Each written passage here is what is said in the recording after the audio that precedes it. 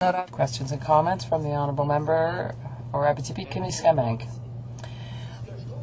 What I find so unfortunate, Madam Speaker, is that I do have the answer. As a good criminal lawyer only asks questions to which he already knows the answer, and the answer is no. There have not been any.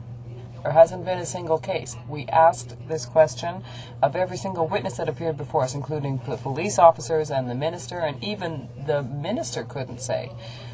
He couldn't tell us what crimes were committed by the 13 people who were put back in jail.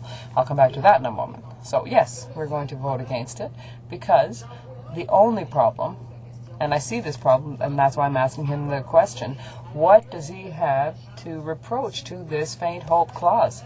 What is it fundamentally that the Conservatives and some Liberal members against the faint hope clause, which since 1989 has protected not only society but also victims? And you'll see in a few moments, because I'm going to come back to that. I'd like to know what they have against that clause. How does it not suit them?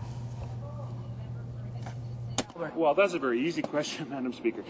What do we have against the faint hope clause? It's focused only on the offender. It's focused only on a person who has been convicted of first-degree murder or high treason. It doesn't address anything to do with victims. He said he was going to come to victims in a moment, and then he sat down. This bill does not address the rights of victims. It only addresses the rights and the needs of those who have been convicted of first-degree murder. That's what we have against this bill.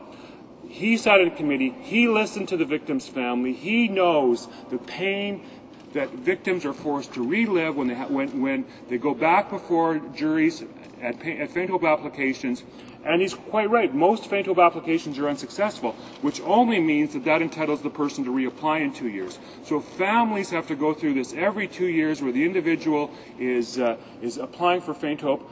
And we do not believe, and it's not just me, it's my constituents, that 15, 16, 17 years in prison is an appropriate punishment for taking the life of an innocent victim.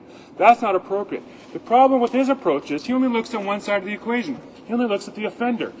Is the faint hope clause a good deal for offenders? Absolutely. With that, we can all have agreement.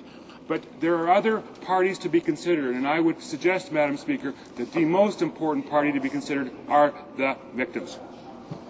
Questions and comments?